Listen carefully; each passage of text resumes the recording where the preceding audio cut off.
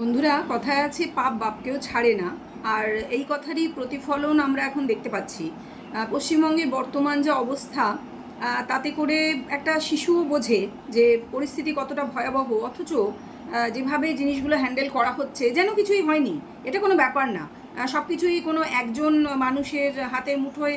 এবং এই যে আমাদের মানে সর্বোচ্চ আদালত যেটা সুপ্রিম কোর্ট, তার যে দেওয়া ভার্ডিক্ট, সেগুলোর সেরকম কোনো এমন কিছু একটা মূল্য নেই বলেই তার কথা দিয়ে মনে হচ্ছে তিনি একাধারে বলছেন যে আমি কোর্টকে সম্মান করি, আমি আদালতকে সম্মান জানিয়েই বলছি, এই রায়টাকে আমি মেনে নিতে পারছি না, রায় মেনে নেওয়া যাচ্ছে না। তার মানে কি, সুপ্রিম কোর্ট রায় দিচ্ছে, ভার্ডিক্ট দিচ্ছে, অথচ সেটা মেনে নেওয়া যাচ্ছে না। এবং মেনে নেওয়া যাচ্ছে না বলে সুপ্রিম কোর্টের রায়ের উপর আমরা জানি যে আর কিছু হয় না, কিছু করা যায় না। রিভিউ পিটিশন হ্যাঁ করা যেতে পারে, তবে রিভিউ পিটিশন দিয়ে এইসব ক্ষেত্রে কিছু বিশেষ লাভ হয় না, সেটা কিন্তু জানা আছে। উনি যে জানেন না তা না, উনিও জানেন। আপনারা সবাই বুঝতে পারছেন আমি কার কথা বলছি। হ্যাঁ, আমি মাননীয়ার কথাই বলছি, যিনি কিনা প্রেস কনফারেন্স করে বলেছেন। এবং আগামীকাল 7ই এপ্রিল তিনি যে নেতাজি ইন্ডোর স্টেডিয়ামে যে সভা ডেকেছেন, মানে তিনি বলছেন ডেকেছে ডিপ্রাইভ টিচার্স অ্যাসোসিয়েশন, কিন্তু আসলে আমরা জানি যে কে কাকে ডেকেছে, সেটা আলাদা কথা। কে কাকে ডেকেছে এক্ষেত্রে সেটা এখন আর খুব বেশি যে ইম্পর্ট্যান্স রাখে তা কিন্তু নয়। ব্যাপারটা হচ্ছে এই যে উনি ডেকেছেন, এটাই কিন্তু এক ধরনের মানে কি বলবো, মানবিকতার খাতিরে পাশে দাঁড়াতে গিয়ে কোনো একটা জায়গায় আমার মনে হয়েছে যে কোর্টের অর্ডারকে একটু তাচ্ছিল্য করা হয়েছে একটু হলেও, যে আমরা মানছি না, আমরা অন্য একটা কিছু উপায় ভেবে নেব, বা মানবিকতা দেখাতে গিয়ে ওনাকে তো ভোটের কথাটাও মাথায় রাখতে হবে। তো মানবিকতা, পাশে দাঁড়াবো, কেউ পাশে না থাকুক, কেউ একজন আছে এটা আপনারা জেনে রাখবেন, ইত্যাদি ইত্যাদি। মানে জাস্ট লোকে বলছে, যাদের চাকরি গেছে তারাই বলছে, তাদের মুখেই শোনা বিভিন্ন নিউজ চ্যানেলে যে মলম দেওয়া হচ্ছে, ব্যথা দিয়ে তারপর মলম দেওয়া হচ্ছে। এবার কেন ব্যথা দেওয়া? কারণ এই যে এত ঘটনা ঘটলো, এই যে চাকরিগুলো বিক্রি হলো, এবং সবাই যে চাকরি কিনেছে তা নয়, যারা যোগ্য, যারা কেনেননি, এবং এই যোগ্যের মধ্যে কিন্তু অযোগ্য মিশে আছে। আমি সেই সুপার নিউমারারি পোস্টের অযোগ্যদের কথা বলছি না, যারা একেবারেই মানে চিহ্নিত, ঠিক আছে, যারা চিহ্নিত, যারা একেবারে আলাদা করে দেওয়া হয়েছে। কলকাতা হাইকোর্টে কিন্তু আমাদের যখন বিচারপতি ছিলেন অভিজিৎ গাঙ্গুলি, তিনি কিন্তু সেগ্রিগেশনটা মোটামুটি করে দিয়েছিলেন, বলে দিয়েছিলেন এই তো এরা অযোগ্য। তাহলে যে যোগ্য যারা, তাদের মধ্যে এবার কি পেতে হতো ওএমআর শিট, তাতে র্যাঙ্কিং সব কিছু, সেগুলো যে পাওয়া গেল। যখন উচ্চ আদালত থেকে জিজ্ঞাসা করা হলো যে আপনাদের মধ্যে কেউ একজন বলুন, পর্ষদকে এবং এসএসসিকে এবং রাজ্য সরকারকে সবাইকে জিজ্ঞাসা করা হলো, আপনাদের মধ্যে কোনো একটা সংস্থা তো দায়িত্ব নিয়ে বলুন যে এই যে ওএমআর শিটগুলি, সেই যে সংস্থাকে দায়িত্ব দেওয়া হয়েছিল তারা আবার অন্য একটি সংস্থাকে দায়িত্ব দেয়, এরকমই শোনা গেছে। এবং তাদের একজনের প্রাক্তন কর্তার বাড়িতে, কর্তা বা কর্মচারী যাই হোক, তার বাড়িতে এই ওএমআর শিটের কপি পাওয়া গেছে। কপি হোক, ওএমআর শিট অরিজিনাল হোক, কিন্তু সেগুলো মানে অরিজিনাল কি কপি সেটাই বোঝা যাচ্ছিল না। তো জিজ্ঞেস করা হয়েছিল উচ্চ আদালত থেকে, মানে উচ্চতম আদালত থেকে, যে এগুলো যে আপনারা কেউ একজন দায়িত্ব নিয়ে বলুন যে এই ওএমআর শিটগুলি অরিজিনাল, কিন্তু সেটা কেউ এরা বলতে রাজি হননি। কেন? এক্ষেত্রেই তো প্রশ্ন। তারা বলতেই পারতেন, তারা দায়িত্ব নিয়ে সেগুলি বিচার করতেই পারতেন, কারণ সেগ্রিগেশন অনেকটা তো হয়ে গেছিল। এবং তারা কিন্তু জানেন এদের মধ্যে, মানে যেহেতু এসএসসি পুরো জিনিসটা কন্ডাক্ট করেছিল, শিক্ষামন্ত্রী, প্রাক্তন শিক্ষামন্ত্রী জেলে, অতএব অনেকেই জানেন যে কীভাবে টাকা তোলা হয়েছিল, এবং অনেক কিছু শোনা গেছে, সেগুলো আলোচনা করার সময় বা এই ভিডিওতে সেগুলো আলোচনা করার আমি করতে আসিনি।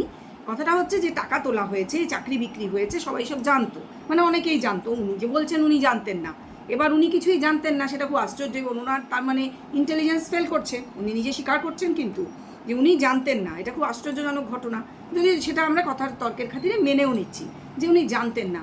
তাহলে কথা হচ্ছে এই যে এত ঘটনা ঘটলো, চাকরিগুলো বিক্রি হলো, তাহলে এখন যে ফাইনাল চলে গেল চাকরি, চাওয়া হলো, জানতে চাওয়া হলো যে কেউ তো অন্তত দায়িত্ব নিয়ে বলুন যে ওএমআর শিটগুলি অরিজিনাল, সেটাও কেউ দায়িত্ব নিতে রাজি হলো না।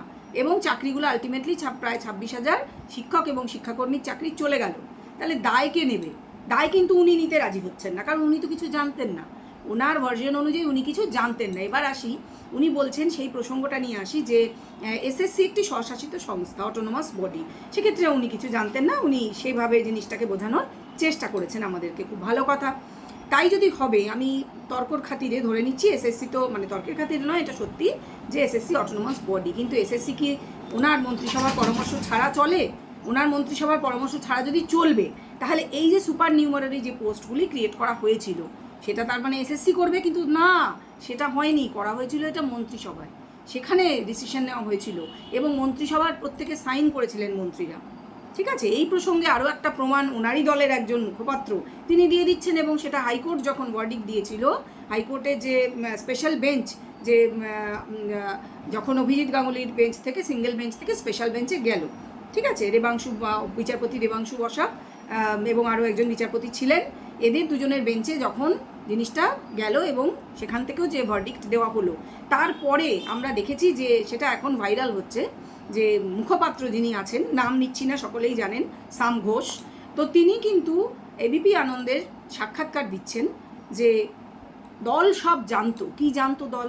দেখে তো স্টান্ড হয়ে যাচ্ছে, আমি তখন বোধহয় মিস করে গেছিলাম, এখন ভাইরাল হচ্ছে জিনিসটা, তাই জানছি যে দল সব জানতো। দল কি জানতো? দল জানতো টাকা তোলা হচ্ছে। তখন শিক্ষামন্ত্রী কে? তখন শিক্ষামন্ত্রী যিনি এখন জেলে আছেন তিনি, ঠিক আছে। কথা হচ্ছে দল জানতো মানে, তার মানে কি ধরে নেবো এই যে যিনি দলের মাথা তিনি কি দলের বাইরে? মানে এগুলো মিলছে না কিন্তু। তিনি বলছেন তিনি কিছু জানতেন না, মুখপাত্র বলছেন এবিপি আনন্দের মতন একটি বড় চ্যানেলে গিয়ে বলছেন অন ক্যামেরা যে দল সব জানতো, এবং দলের আরও একজন মন্ত্রীর কুকীর্তির কথা উনি বলছেন যে উনি তখন জেলে, উনি যখন জেলে, এখন যিনি মুখপাত্র তিনি তখন জেলে, মানে উনি তো জেল খেটেছেন, হ্যাঁ উনি দাগি আসামি বলেই মানে পরিচিত, সকলে বলে। তো উনি যখন জেলে তখন উনি জানতে পারেন, একটা চিরকুট লিখে দেওয়ার প্রস্তাব ওনার কাছে আসে। কেন না, দলেরই এক মন্ত্রী যিনি এখনও ক্যাবিনেট মন্ত্রী এবং দোর্দণ্ড প্রতাপ, তিনি মানে দোর্দণ্ড প্রতাপ মন্ত্রী এবং বুক ফুলিয়ে এখনও ক্যাবিনেটে ঘোরাফেরা করেন, মানে খোলা ঘুরে বেড়ান তিনি খোলা মঞ্চে, খোলা ময়দানে। তো তিনি নাকি ঘুষ চেয়েছিলেন, বা কোনো মানে নেতা ছিলেন বা মন্ত্রী ছিলেন তখনও, এখন তিনি মন্ত্রী, যাই হোক, তিনি ঘুষ চেয়েছিলেন 7.5 লাখ টাকা। তো সেই ঘুষের আবার ডিসকাউন্টের জন্য ওনার কাছে চিরকুট লিখে দেওয়ার আবেদন আসে, মানে যে জেল খাটছে। অদ্ভুত লাগছে না? হ্যাঁ, অদ্ভুত লাগার কথা না, কারণ এদের না এগুলোই হয়, এগুলো এদের কাছে নর্মাল, খুব জলভাত ব্যাপার আর কি। যাই হোক, আমাদের মতন মানে যারা নিরীহ মানুষ, যারা সমাজে কি বলবো ভয়েই এখন বাস করি, করতে হয়, যারা কোনো দোষ না করেও ভয়েই থাকি, কি জানি বাবা কে কোন দোষ ধরবে কোথায়। তো যাই হোক, আমরা তো ওরকম মানে হোমরা চোমরা মানুষ নই, আর এইসব দলও করি না, মানে কোনো দলই করি না, আমি তো কোনো দল টল করি না। কথাটা হচ্ছে যে তাহলে যিনি বলছেন, যিনি মাথা দলের, যিনি সর্বেসর্বা, তিনি বলছেন তিনি কিছু জানতেন না, তার মুখপাত্র বলছেন দল সব জানতো, মানেটা দাঁড়ালো তিনি দলের বাইরে আইদার, অথবা তিনিও জানতেন, মানেটা তো তাই দাঁড়ালো। আপনারা কি বলবেন অবশ্য করে কমেন্ট বক্সে জানাবেন যে আপনাদের এই ক্ষেত্রে কি মনে হয়। সবাই সব বোঝে, সবাই বলেও, কিন্তু আমরা দেখি যখন ভোট হয় তখন ভোটে এরাই আবার যেতেন, রমরম করে যেতেন, যখন যেখানে যা ভোট হয়। আমি জানি না অঙ্কটা কীভাবে হয়, লোকে বলে যে এই ভাণ্ডার তাই ভাণ্ডার, ওই স্ত্রী তাই স্ত্রী, আমি জানি না, মানুষ খুব অল্প টাকায় বিক্রি হয়ে যায় বোধহয়, আর তারই রেজাল্ট হিসেবে হয়তো আজকে এই ঘটনাটা ঘটছে যে 26,000-এর চাকরি চলে যাচ্ছে। কারোর কোনো হেলদোল নেই, ভুল হেলদোল আছে, মানবিক উনি দিদিমণি, আমাদের মানবিক। কিভাবে উনি নিজেই প্রমাণ দিচ্ছেন, এই যে ডাকা হচ্ছে যাদেরকে, তাদের আহ্বান জানানো হয়েছে যে আলোচনা হবে, মিটিং হবে, কি মিটিংয়ে কি হতে পারে, কি বলবার জন্য উনি ডেকেছেন, নিশ্চয়ই আশাবাদী, উনি আশাব্যঞ্জক কিছু কথা শোনাবেন। কি আশা? যাদের চাকরি চলে গেছে, যাদের মাইনে বন্ধ হয়ে যাবে, হয়তো বা গেছে, যাবে কিছুদিনের মধ্যেই, কারণ তারা এখন স্কুলে যাচ্ছেন কিনা বা যেতে পারবেন কিনা, জানা যাচ্ছে যে এখনও কোনো অর্ডার আসেনি, অর্ডার না আসা অবধি তারা যাবেন কিনা সন্দেহ আছে, অনেকেই যাচ্ছেন না, কারণ গেলেও তারা মাইনে পাবেন কিনা, কারণ গেলেই তাদের কাজ করতে হবে, গেলেই তাদের হায়ার সেকেন্ডারির খাতা রয়েছে, এখন দেখতে হবে, সেই দায়িত্বটা নিতে হবে, একবার যাওয়া দায়িত্ব নেওয়া মানে সেই কাজটা সম্পন্ন করতে হবে, অথচ সেই কাজের জন্য তারা আদৌ মাইনে পাবেন কিনা তারা জানেন না, বা এক্সট্রা কাজ যেগুলো বোর্ডের পরীক্ষার খাতা দেখা, তারা জানেন না। কথাটা হচ্ছে তারা না জানলেও তাদেরকে কাজটা করতে হবে, তারা সেক্ষেত্রে যাওয়া বন্ধ করবেন। তো কিন্তু তারা যাবেন তখনই যদি তাদের এই আশ্বাস দেওয়া হয়, হয়তো এই আশ্বাস দেওয়া হতে পারে যে সিভিক পুলিশ যেরকম, সেরকম সিভিক টিচার, মানে আপনারা একটা লামসাম অ্যামাউন্ট পাবেন, জয়েন করুন, আপনারা না যাওয়া করবেন না, কারণ ওনার স্বার্থ আছে, কারণ স্কুলগুলোতে পঠন বন্ধ হয়ে যাচ্ছে, প্রচুর 62 জন টিচারের মধ্যে 21 জন টিচার নাম চলে এসছে, তাদের চাকরি নেই, এরকম বহু জায়গায় মানে কোনো একটা স্কুলে তো শুনলাম একজনই টিচার, তারই চাকরি চলে গেছে, মানে স্কুলটা চালাচ্ছেন এখন গ্রুপ ডি কর্মী, তিনি মিড ডে মিল করবেন, তিনিই সব কিছু করবেন, তিনিই পড়াবেন, মানে তিনি ওই মানে যাই হোক ঈশ্বর হয়ে যাবেন আর কি। তো ব্যাপারটা হচ্ছে এইটা, মানে এগুলো কার নামা, মানে কে করেছে, ওই যে মানে দল কিন্তু সব জানতো, মাথায় রাখতে হবে কার নামা কে করে থাকতে পারে, এখান থেকে সহজেই অনুমেয়। হ্যাঁ, মুখে তো বলতেই হবে অনেক কিছু। তো এই প্রসঙ্গে আরও একটা কথায় আসি, যে বারবার আমরা শুনছি যতদিন ধরে এই যে চাকরি চুরির কেস সামনে এসেছে, কেস চলছে, আমরা কিন্তু শুনেছি যে এই সিপিআইএমের আমলে আগে আর কি মানে চিরকুটে চাকরি হয়েছে, খুব অন্যায়। যদি চিরকুটে চাকরি হয়ে থাকে, ওনার বক্তব্য অনুযায়ী, যে যিনি মাথা তার বক্তব্য অনুযায়ী, যিনি আর কি নেত্রী, যে চিরকুটে চাকরি হয়েছে এবং নেতা মন্ত্রীরা দিয়েছেন চিরকুটে চাকরি, কারা পেয়েছেন? তাদের নেতা মন্ত্রীদেরই বউরা পেয়েছেন। খুব অন্যায় হয়েছে, একেবারে অন্যায় হয়েছে। এবার কথা হচ্ছে যে আপনার হাতে তো এখন বোধহয় 12-14 বছর তো হয়ে গেল, তাই না? আপনার হাতে সব ক্ষমতা, তা আপনি এত জানেন, আপনার কাছে প্রমাণ রয়েছে যে কোন মন্ত্রী কোন নেতার বউ চাকরি পেয়েছে চিরকুট দিয়ে, অথচ আপনার হাতে প্রশাসন পুরো, পুলিশ ডিপার্টমেন্ট, অথচ আপনি কোনো তদন্ত করলেন না, এখনও করছেন না কেন? আপনার কি এরা বন্ধু? এরা তো আপনার বন্ধু নয় নিশ্চয়ই, এরা আপনার সাথে শত্রুতা করছে। আপনি নাম করে বলছেন যে নোবেল দেওয়া উচিত কাউকে, তিনি তো সেই দলেরই, তাই না? তো তাকে আপনি বুঝতেই পারা যাচ্ছে আপনার প্রচণ্ড রেগে আছেন তার উপর। তো স্বাভাবিক, তারা আপনার ওরা আপনার বন্ধু নয়, তো তাদের এগেনস্টে আপনার কাছে প্রমাণ রয়েছে যে ওরা চিরকুটে চাকরি দিয়েছে, অথচ দেখুন আপনার কাছে প্রমাণ থাকা সত্ত্বেও আপনি কিন্তু তাদের কোনো তদন্তই করছেন না। তাহলে তো সেই ধরা পড়তো, তারাও টাকা ফেরত দিতেন। হ্যাঁ একদম, আমরাও দেখতাম কারা তারা, নাম বলছেন, নাম বলে দিচ্ছেন, তার ছবি দিয়ে সাইবার সেল থেকে আপনার সব নানান রকম পয়েন্ট লিখে লিখে বার্তা আসছে। এটা কিসের জন্য আসছে তাহলে? আপনি তদন্ত করবেন না, আপনি কিন্তু তাদের বাধ্য করবেন না টাকা ফেরত দিতে। তারাও তো পেনশন পাচ্ছেন, একদম ঠিক কথা। কেউ 55,000, কেউ 60,000 পেনশন তুলছেন। কি অন্যায়! অথচ দেখুন অন্যায়টা জেনেও সে অন্যায়টা কি সুন্দর হজম করছেন। আপনারই গভর্নমেন্ট দিয়ে যাচ্ছে তাদের পেনশন। কেন? আপনি তো জানেন সব কিছু, আপনি তো জানেন এরা অন্যায় করেছে, প্রমাণ তো রয়েছে। তাহলে আপনি তাদের তদন্ত করে বন্ধ করুন, তাদের পেনশন পাওয়া বন্ধ করুন। করছেন না, অথচ কেন? এর থেকে কি প্রমাণ হচ্ছে? এই যে দুর্নীতি, এটাকে আপনি থাকুক, ঠিক আছে, পাচ্ছে পেনশন, চিরকুটে চাকরি পেয়েছিল তো কি হয়েছে, থাকুক, ওরা করেছে তাই আমরাও করব, ব্যাপারটা তাই দাঁড়াচ্ছে। তাহলে এই যে আমি জানতাম না, পাশাপাশি এটাও বলা হচ্ছে, দুটো কিন্তু কন্ট্রাডিক্টরি টু ইচ আদার। ঠিক বলছি তো? আশা করি আপনারা মানবেন। যাই হোক, welcome to my channel world of দোলায়। সকল দর্শক বন্ধুকে স্বাগত জানাই। আশা করি সকলে ভালো আছেন। আমি জানি ভালো থাকার কথা না, কথাটা বলার জন্যই বলা, ভালো থাকার কথা নয়, কারণ আমরা যারা সরকারি চাকরি পাইনি, করিনি কখনো, তবু চাকরি তো করেছি, প্রাইভেটে হলেও জব করেছি, এবং জানি যে জব থাকা এবং না থাকার মধ্যে আকাশ পাতাল ডিফারেন্স আছে। এবং বিশেষ করে যারা ইয়াং, যারা ছোট বাচ্চা রয়েছে, বাড়ির ইএমআই চলছে, আরও অনেক খরচা, বাবা মা, বৃদ্ধ, সবারই সব খরচ আছে, গাড়ির ইএমআই চলছে, তাদের অবস্থাটা এখন কি দাঁড়িয়েছে? তাদের যদি এখন সিভিক হওয়ার অফার দেওয়া হয়, বা বলা হয় অন্য কোনো ডিপার্টমেন্টে আমি চাকরি দিয়ে দিচ্ছি, ব্যবস্থা একটা করে দিচ্ছি, তাহলে তারা কি নেবেন? অনেকেই দেখছি ক্যামেরার সামনে নিউজ চ্যানেলে বলছেন কেন নেব। তাহলে ওনাকে যদি বলা হয় আপনাকে রাজনীতি ছেড়ে অন্য কাজ করতে হবে, উনি কি করবেন? যদি উনি সেটা করেন তাহলে আমরাও করব, একদম যুক্তিসঙ্গত কথা। আর এখানেই টিচারদের সঙ্গে অন্যদের একটা বেসিক একটা তফাৎ আছে। কারণ টিচারদের কিন্তু তর্কে মাত দেওয়া যায় না, তারা কিন্তু কথাটাই বলাটাই তাদের কাজ, তাই না?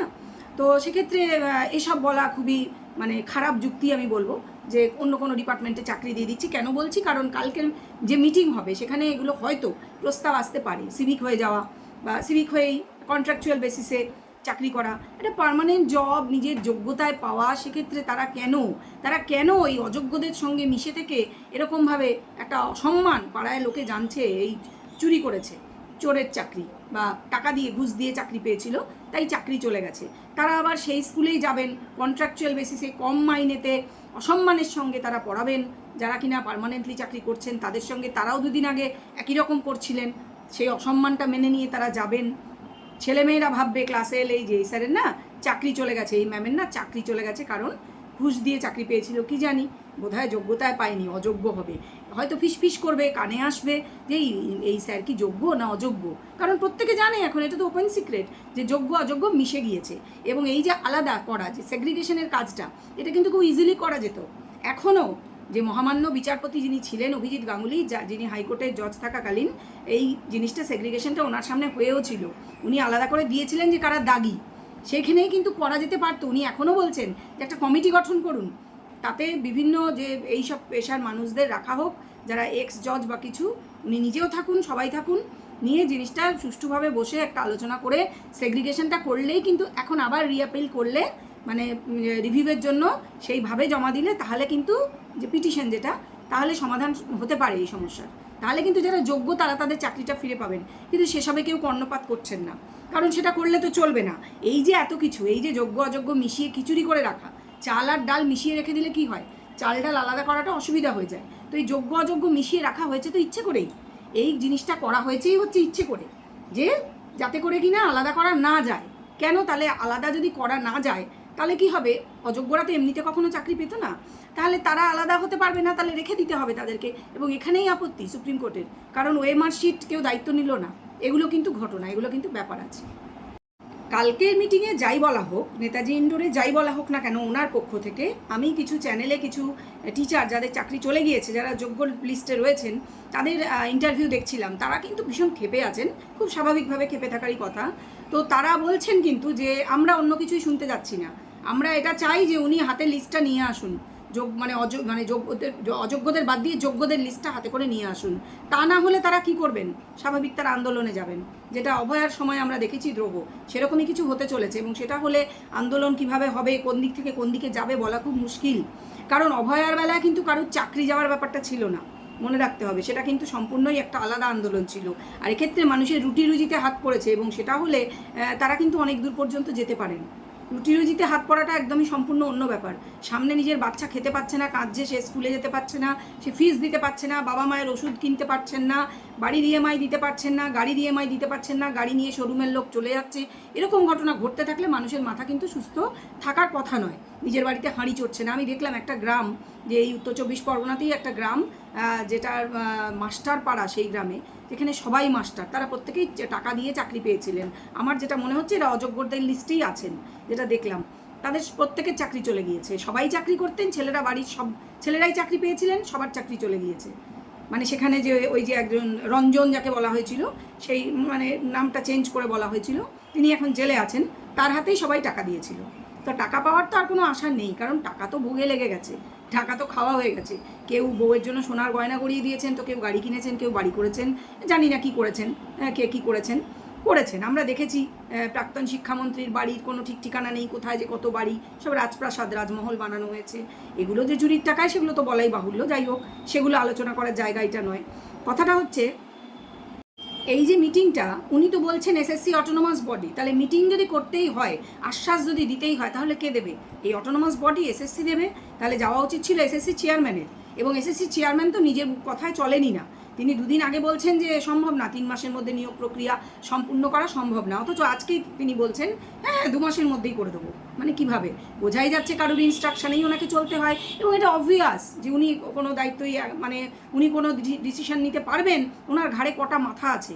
কথা হচ্ছে এটা। এবং অটোনমাস বডি যখন, তাহলে তারই যাওয়া উচিত ছিল মিটিং করতে, তিনিই কিছু বলতেন, যদি বলার হতো, আশ্বাস দেওয়ার হতো, মানবিকতার খাতিরে হতো। কিন্তু না, তখন কিন্তু যিনি বলছেন আমি কিছুই জানি না, রাজ্য সরকারের কোনো দায়িত্ব নেই, তিনি যাচ্ছেন, তখন তিনি যাচ্ছেন। ওই যে মানবিক তো তিনি, ভোটে তো আর এসএসসি চেয়ারম্যান দাঁড়াবেন না, ব্যাপার আছে, এটা বুঝতে হবে। এছাড়া আরও অনেকগুলো ব্যাপার রয়েছে। এই যে মিটিংটা, তাতে উনি কি বলবেন, কেননা সুপ্রিম কোর্ট একবার ভার্ডিক্ট দিয়ে দেওয়ার পর সেটা বদলাবে কারোর ক্ষমতা নেই, আমরা জানি, এটা আমাদের সংবিধান তাই বলছে। অথচ তাহলে উনি কী করবেন? কোনো ভুজুং ভাজুংয়ের গল্প নিশ্চয়ই হবে সেখানে, যে বোঝানো হবে। তা এই যে শিক্ষকরা, তারা কিন্তু সমাজ গড়ার কারিগর, তো তারা মানুষ গড়ার কারিগর, তাদের মাথায় কিন্তু বুদ্ধিটা একটু বেশি হয়, ঠিক আছে? তো তারা কিন্তু তাদের ভুজুং ভাজুংটা দিয়ে আমার মনে হয় না ভোলানো যাবে এক্ষেত্রে, ঠিক আছে? আমি জানি না এটা উনি কী করে ধরে নিলেন। আর আরও একটা কথা আছে এই ক্ষেত্রে, যে সুপার নিউমারারি পোস্ট, এইটা নিয়ে বলার আছে যে এগুলো যখন তৈরি করা হয়েছিল, তখন কিন্তু এগুলো ওই মানে এসএসসির করার কথা ছিল, তাহলে তাদেরই যদি এক্সট্রা প্রয়োজন ছিল। এই উত্তরটা কিন্তু আগামী 8 তারিখ দিতে হবে, সুপ্রিম কোর্টে কেস রয়েছে, আগামী 8 তারিখ দিতে হবে। এবং এই প্রসঙ্গে আরেকটা কথা বলি, যে খুব শীঘ্রই, মানে আগামী সোমবার হাইকোর্টে, কলকাতা হাইকোর্টে একটা হিয়ারিং আছে। সেটা হচ্ছে এই প্রাইমারি, আপার প্রাইমারিতে যারা চাকরি করছেন 2014 যে লিস্ট অনুযায়ী যারা চাকরি পেয়েছেন, শোনা যাচ্ছে যে এইটাও, এই পুরো প্যানেলটা বাতিল হবে। এবং সেখানে 59,000, প্রায় 60,000 মানে শিক্ষক, তাদের চাকরি কিন্তু যেতে চলেছে। কেন আমি এত শিওর হয়ে কী করে বলছি? কারণটা আর কিছুই নয়। এক্ষেত্রে এসএসসির ক্ষেত্রে তো তাতেই বাতিল হয়ে গেল প্যানেল, 2016 সালের প্যানেল বাতিল হলো। এসএসসির তাও জানা গেছিলো, দেখা গেছিলো, এমআর শিটগুলো আমরা দেখতে পাচ্ছি, বিভিন্ন সোশ্যাল মিডিয়াতে আসছে, যে কোথাও কেউ শুধু নামের জায়গায় পূরণ করেছেন, কেউ শুধু সই করেছেন, পুরোটা ফাঁকা, মানে ফাঁকা ওএমআর শিট, যেগুলো দাগি বলে দাগিয়ে দেওয়া হয়েছে, যে একেবারেই ফালতু, এগুলোকে চাকরি দেওয়া হয়েছে, এরা কোনো চাকরি পাওয়ার যোগ্যই নয়, সেইগুলো কথা হচ্ছে। তো সেগুলো তো তাও পাওয়া গেছে, একটা চোখের সামনে কিছু দেখা যাচ্ছে। কিন্তু এই যে প্রাইমারির যেটা 2014 সালে প্রাইমারির যে ওএমআর শিট, সেটাও ওএমআরেই হয়েছিল, সেগুলো কিন্তু পুরো জ্বালিয়ে দেওয়া হয়েছে, সেগুলো ধ্বংস করা হয়েছে, সেগুলোর কোনো অস্তিত্বই নেই। মানে কে কিভাবে চাকরি পেলেন, মানে যে ক্রম যেটাকে বলে র্যাঙ্কিং, সেটা কি, কে কত নম্বর পেয়েছে, কিচ্ছু, কোথাও কিচ্ছু নেই, কোনো চারাই নেই, জাস্ট সব মুছে ফেলা হয়েছে। কিন্তু কেন করা হয়েছে সেই আনসার দিতে হবে, অবশ্যই জায়গা মতো দিতে হবে। এটা হাইকোর্টে এখন হিয়ারিং হচ্ছে, যদি এটাও সুপ্রিম কোর্টে ওনারা নিয়ে যান, একই জিনিস হতে চলেছে। অবশ্য করেই এই প্যানেলও পুরোপুরি বাতিল হয়ে যাবে এবং 59,000 লোকের চাকরি আবার চলে যাবে। আমি তো তাদেরকে বলবো এখন থেকে প্রিপারেশন নিন, মেন্টাল প্রিপারেশন নিন, যে চাকরি কিন্তু আর থাকছে না। খুব বলতে খারাপ লাগছে, কিন্তু কিছু করার নেই। যেভাবে চাকরিগুলো হয়েছিল তাতে এটা হওয়ারই ছিল। সেক্ষেত্রেও ওই যোগ্য অযোগ্যর কোনো বিচার করার কোনো উপায় রাখেননি এনারা। উপায়টা রাখেনি কারা? রাখেনি তো এরা, যারা চাকরিটা দিয়েছে। এবং কেন সেটা সহজেই অনুমেয়, বাজার থেকে হাজার হাজার কোটি টাকা তোলা হয়েছে বলে শোনা গেছে, এবং কিছুটা টাকা আমরা দেখে ফেলেছিলাম তখন, যখন ওই কোনো মন্ত্রীর বান্ধবীর বাড়ি থেকে উদ্ধার হয়েছিল, তাই না? তো ব্যাপারটা হচ্ছে যে যখন চাকরিটা হয়েছেই এভাবে এবং মিশে গেছে, ভালো মন্দ মেশা রয়েছে, মানে ওই চালে কাঁকড়ি বলুন, চালে ডালে মিশে গেছে বলুন, সেক্ষেত্রে আলাদা করার কোনো উপায় নেই। আর এক্ষেত্রে তো ওএমআর শিটই নেই। তাহলে কে চাকরি পেয়েছে, কেন পেয়েছে, আদৌ সে পরীক্ষায় দিয়েছিল কি না? শোনা গেছে পরীক্ষা দেয়নি, এরকমও অনেক লোক, যেমন এসএসসিতে পেয়েছে, প্রাইমারিতেও পেয়েছে। আর আমরা দেখেছিলাম একজন মন্ত্রী, যিনি এখনও কিন্তু মন্ত্রী আছেন এবং এই দপ্তরেরই মন্ত্রী, একজন জেলে যাওয়ার পরে এসছেন, এবং তিনিই তখন ওই সময় ছিলেন, এই যে এসএসসির এই ঘটনা যখনকার, ইনিই তখন মন্ত্রী ছিলেন এই বিষয়ে, এই লেখাপড়ার ডিপার্টমেন্টের, তাই না? তো কথা হচ্ছে যে তিনি তখন যে বলছেন, সেই ভিডিও আমরা কিন্তু দেখেছি, যে যারা ঝান্ডা ধরছে আমাদের দলের হয়ে, যারা দিদিমণির মুখ লাগিয়ে পোস্টার দিচ্ছে, সেই মুখ লাগানো সেই পোস্টার এই করছে তাই করছে, তারা চাকরি পাবে না, তাদের আমার কোটার চাকরিগুলো দেবো না, তাহলে কাকে দেবো? চাকরি তো ওরাই পাবে, ওরা ডিজার্ভ করে তো, কারণ ওরাই যে এগুলো করেছে, ঝান্ডা ধরেছে, মানে ওটাই যোগ্যতা। একজন শিক্ষক, সে বাচ্চাদের পড়াবে স্কুলে গিয়ে, তার যোগ্যতা হচ্ছে এটা, যে সে পার্টির ঝান্ডা ধরছে, সে তার পার্টির সেই যে নেতামন্ত্রীকে নেতামন্ত্রী বানাতে হেল্প করেছে, সেইটাই তার যোগ্যতা, এবং সেজন্য সে শিক্ষকতার মতন একটা পেশায় তাকে চান্স দেওয়া হবে, তাকে বানিয়ে দেওয়া হবে টিচার। সে নিজের যোগ্যতায় পাবে না, উনি নিজের মুখে বলছেন। এখনও ভিডিওগুলো ভাইরাল হচ্ছে, ভেসে বেড়াচ্ছে, এগুলো আগেও ভাইরাল হয়েছিল, আবার নতুন করে ভাইরাল হচ্ছে। তো আশা করি এর বেশি আর কিছু বুঝিয়ে বলতে হবে না, যে কি হতে চলেছে আগামীকাল, কি হতে পারে মিটিংয়ে, এবং এই যে প্রাইমারি টেট যে হয়েছিল, তার যে 2014 সালের সেই প্যানেলও যে বাতিল হবে, এটা শুধু সময়ের অপেক্ষা, এগুলো বলাই বাহুল্য। নানান কথা হচ্ছে, কার দোষে চাকরি গেল, কে দায়ী আপনারা বুঝতে পারছেন না, কে বা কারা দায়ী? যারা বাজার থেকে টাকা তুলেছে তারাই দায়ী, এবং যে বলছে আমি কিছুই জানতাম না, তিনি জানছেন কিনা তারই দলের মুখপাত্র গিয়ে বলে দিয়ে আসছেন এবিপি আনন্দের মতন বড় চ্যানেলে, বলছেন দল সব জানতো। তিনি কি দলের বাইরে? তিনি তো দলের মাথা, তাহলে দল আর তাকে আলাদা কিভাবে করা যাবে? এদিকে তিনি বলছেন যে যতগুলো পোস্টে আর কি ইলেকশনের সময় যতগুলো ক্যান্ডিডেট, সবার আমিই মনে করবেন দাঁড়িয়েছি। তাহলে কি প্রমাণ হচ্ছে? দল মানে তিনি, দল জানতো মানে তিনি জানতেন। প্রমাণ করে দিলাম তো, হ্যাঁ, এটাই প্রমাণ করার ছিল এই ভিডিওতে। তো ভিডিও কেমন লাগলো অতি অবশ্যই জানাবেন, আমি যা বলেছি তার সঙ্গে একমত হলেও বলবেন, কমেন্ট করে জানাবেন আপনাদের মতামত, শেয়ার করবেন আমার সঙ্গে। আমার সাথে যদি একমত না হন তাহলেও সেটা যুক্তি সহকারে অতি অবশ্যই কমেন্ট করে জানাবেন, এবং ভিডিও ভালো লাগলে লাইক তো করবেনই, শেয়ার করবেন, ভিডিও শেয়ার করা অতি অবশ্যই প্রয়োজন। তো এই ভিডিওটা এই পর্যন্ত রাখবো, সবাই ভালো থাকবেন, সুস্থ থাকবেন, পরবর্তী ভিডিও নিয়ে খুব শীঘ্রই আসবো। এখনকার মতন রাখি তাহলে, নমস্কার।